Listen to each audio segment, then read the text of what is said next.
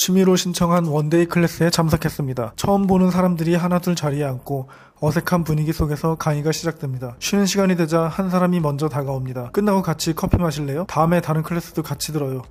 처음 만난 지 1시간도 채 되지 않았는데 마치 오래 알고 지낸 사람처럼 금세 가까워집니다. 그런데 다음날 답장을 조금 늦게 했을 뿐인데 분위기가 완전히 달라집니다. 실망했어요. 그 한마디를 남기고 더 이상 연락이 오지 않습니다. 한편 또 다른 참가자는 사람들 앞에 자연스럽게 나섭니다. 밝은 에너지로 분위기를 이끌고 사람들의 시선을 받으며 이야기를 이어갑니다. 그런데 다른 참가자에게 관심이 쏠리는 순간 표정이 미묘하게 굳고 불편한 기색을 감추지 못합니다. 우리는 살면서 이런 사람들을 자주 만납니다. 원데이 클래스에서, 동호회에서, 직장에서, 그리고 연애하면서도 말입니다. 오늘은 우리가 일상에서 가장 자주 마주치는 성격 스타일들을 함께 살펴보겠습니다. 이 영상을 처음 보시는 분이라면 앞선 영상에서 성격 스타일의 기본 개념과 A그룹에 대해 먼저 설명드렸습니다. 이번 영상은 그 내용을 이어가는 2편이므로 아직 보지 않으셨다면 오른쪽 상단에 나오는 영상을 먼저 보고 오시는 것을 추천드립니다. 그럼 이어서 우리가 일상에서 가장 자주 마주치는 성격 스타일들을 함께 살펴보겠습니다. 이제 두 번째 그룹인 B그룹, 감정이 크고 관계가 드라마틱한 사람들을 살펴보겠습니다.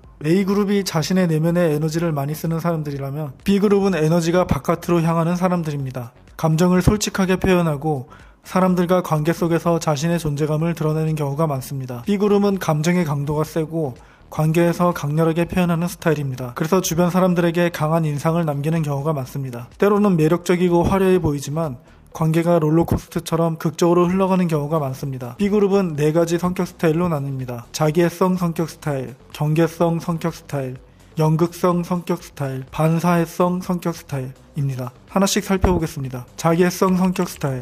자기애성 성격 스타일은 성장과 성취를 중요하게 생각하는 사람입니다. 자신의 가치와 능력을 높게 평가하며 인정받고 존중받기를 원합니다. 목표를 향해 끊임없이 노력하고 더 뛰어난 사람이 되기 위해 자신을 발전시키려는 욕구가 강합니다. 건강하게 발휘되면 자신감, 리더십, 추진력으로 이어질 수 있습니다. 비유하면 무대 위의 주인공과 같습니다. 스포트라이트를 받고 자신의 능력을 인정받을 때 가장 큰 만족을 느낍니다. 흥미롭게도 이런 성향의 사람들은 실제로 인생의 주인공은 나다라는 표현을 자주 사용하기도 합니다. 우리가 드라마나 영화에서 볼 수 있는 캐릭터로는 위대한 개츠비의 개츠비를 떠올릴 수 있습니다. 성공과 사랑을 이루기 위해 끊임없이 자신을 만들어가는 모습은 자기애성 성격 스타일의 일부 특징을 떠올리게 합니다. 물론 개츠비가 자기애성 성격이라는 뜻은 아닙니다. 이 성격 스타일을 이해하기 위한 하나의 예시라고 생각하시면 됩니다. 현실에서는 성취욕이 매우 강한 사람, 인정받기 위해 꾸준히 노력하는 사람, 자기 개발을 즐기는 사람, 리더 역할을 맡는 것을 좋아하는 사람, SNS에 자신의 성과와 성공 경험을 자주 공유하는 사람, 자신의 경험과 성취를 이야기하는 것을 좋아하는 사람 등이 이에 해당합니다. 이렇게 대하면 좋습니다. 자존심을 정면으로 건드리기보다 먼저 감정을 인정해주는 것이 좋습니다.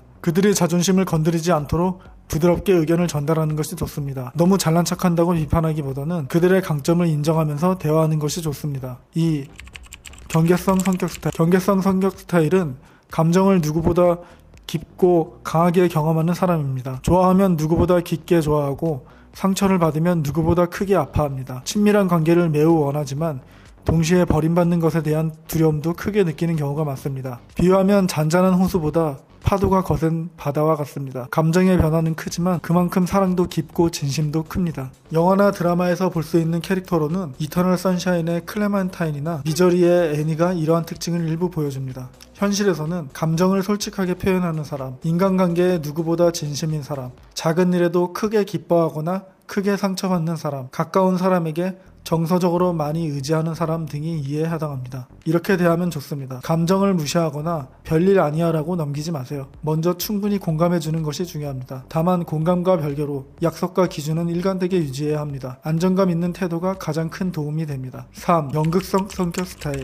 연극성 성격 스타일은 관심과 표현을 즐기는 사람입니다. 감정을 풍부하게 표현하고 사람들과 어울리는 것을 좋아합니다. 주변 분위기를 밝게 만들고 에너지를 불어넣는 경우도 많습니다. 연극성 스타일은 주의를 받고 싶어하고 감정을 과장되게 표현하는 밝고 화려한 타입입니다. 비유하면 무대 위의 배우와 같습니다. 주변을 환하게 만들지만 자신이 빛나지 않으면 불편해하는 스타일입니다. 영화나 드라마에서 볼 수 있는 캐릭터로는 악마는 프라다를 입는다의 미란다 프리스틀리가 이러한 특징을 일부 보여줍니다. 현실에서는 리액션이 매우 좋은 사람, 분위기 메이커 역할을 하는 사람, 옷차림과 표현이 화려한 사람, 사람들 앞에 서는 것을 즐기는 사람, 등이 이에 해당합니다. 이렇게 대하면 좋습니다. 그들의 밝고 재미있는 면을 적극적으로 즐겨주세요. 과도한 극적 표현이 나오더라도 차분하게 받아들이는 태도가 좋습니다. 진심 어린 칭찬을 해주면 더 좋은 관계를 유지할 수 있습니다. 4.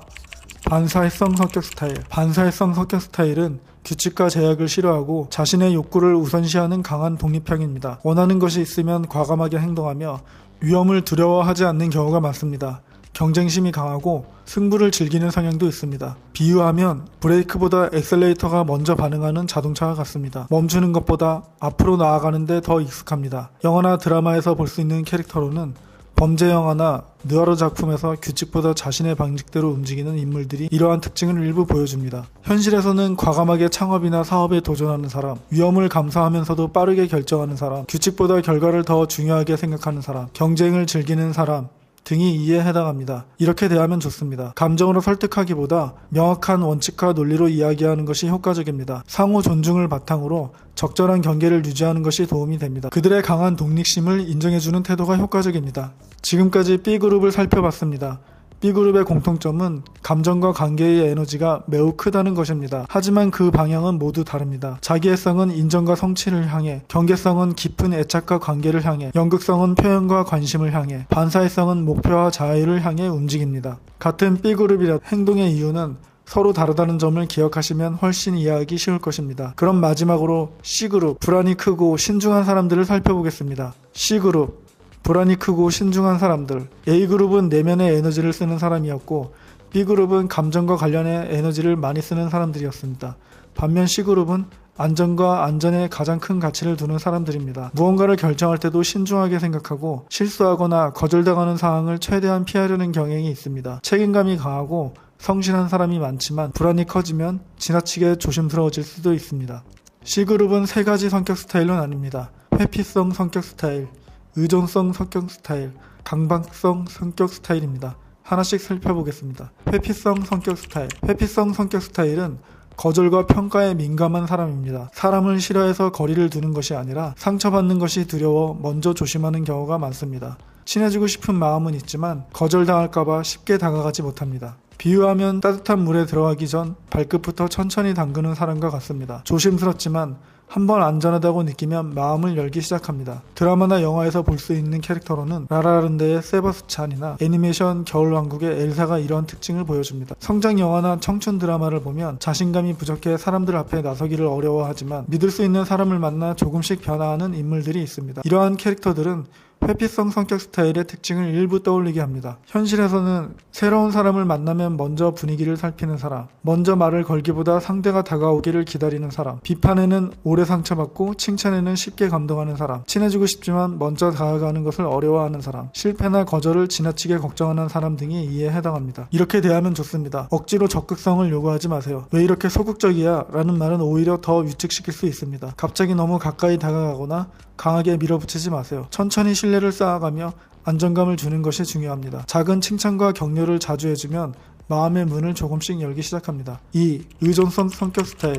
의존성 성격 스타일은 함께하는 것을 중요하게 생각하는 사람입니다. 혼자 결정하기보다 믿을 수 있는 사람과 상의하는 것을 편안하게 느낍니다. 관계를 소중히 여기고 협력을 잘하는 장점도 있습니다. 비유하면 등산할 때 혼자보다 함께하는 것을 더 편안하게 느끼는 사람과 같습니다. 누군가와 함께 있을 때 더 큰 안정감을 느낍니다. 영화나 드라마에서 떠올릴 수 있는 캐릭터로는 모험 이야기에서 혼자 앞장서기보다 믿는 동료와 함께 움직이며 힘을 발휘하는 인물들이 이러한 특징을 일부 보여줍니다. 현실에서는 중요한 결정을 내릴 때 주변 사람의 의견을 먼저 묻는 사람, 상대에게 잘 맞춰주고 배려하는 사람, 혼자 있는 것을 불안해하는 사람, 충성심이 강하고 오래 관계를 유지하는 사람 등이 이에 해당합니다. 이렇게 대하면 좋습니다. 의존하려는 모습을 무조건 비판하지 마세요. 대신 당신은 어떻게 생각하세요? 라고 물어보며 스스로 선택할 기회를 만들어주는 것이 좋습니다. 도와주되 모든 결정을 대신 내려주지 않는 것이 건강한 관계를 만드는 방법입니다. 3. 강박성 성격 스타일.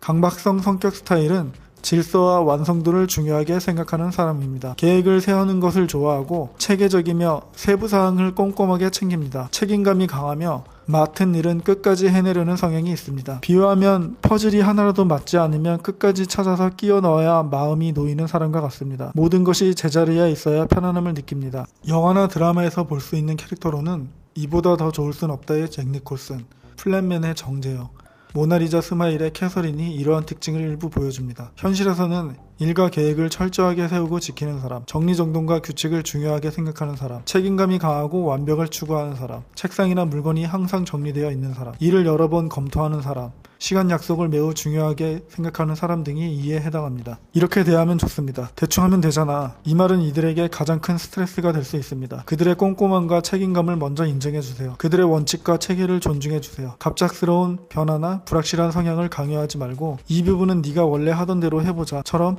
안정감을 주면 관계가 원활해집니다. 그들의 꼼꼼함을 인정해주면서도 완벽하지 않아도 괜찮다는 안정감을 함께 전해주는 것이 좋습니다. 지금까지 3그룹 10가지 성격 스타일을 모두 살펴봤습니다. 중요한 것은 사람을 이 10가지 틀에 억지로 끼워 맞추는 것이 아니라 사람을 이해하기 위한 하나의 지도로 활용하는 것입니다. 대부분의 사람은 한 가지 성격 스타일만 가지고 있는 것이 아니라 여러 성향을 함께 가지고 있습니다. 실제로 사람들을 관찰해보면 특정 그룹의 특징이 두드러지면서 여러 성격 스타일이 함께 나타나는 경우가 대부분입니다. 어떤 사람은 C그룹의 특징이 강하면서도 강박성과 회피성 성격 스타일을 함께 보이기도 합니다. 이처럼 사람의 성격은 하나의 유형으로 딱 나뉘기보다 여러 성향이 서로 섞여 하나의 개성을 만들어냅니다. 그래서 사람을 볼 때는 저 사람은 무조건 이 유형이야 라고 단정하기보다 어떤 그룹의 특징이 가장 강할까, 어떤 성격 스타일들이 함께 나타나고 있을까, 이렇게 관찰해 보시기 바랍니다. 이런 관점으로 사람을 바라보기 시작하면 사람의 행동이 훨씬 입체적으로 이해되기 시작할 것입니다. 이 10가지 성격 스타일은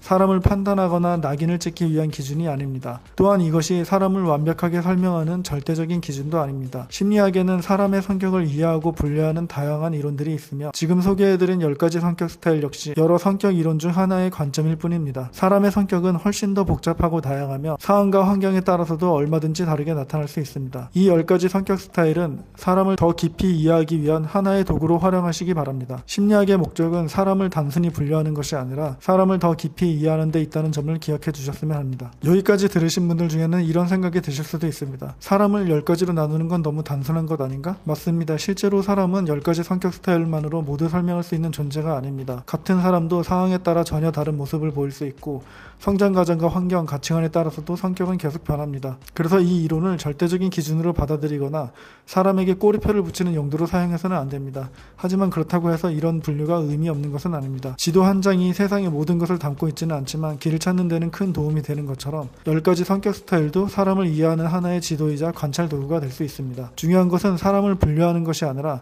사람을 이해하려는 시각을 갖는 것입니다. 오늘 영상이 도움이 되셨다면 좋아요와 구독을 눌러주세요. 앞으로 더 좋은 심리학 콘텐츠를 만드는 데 힘이 됩니다. 감사합니다.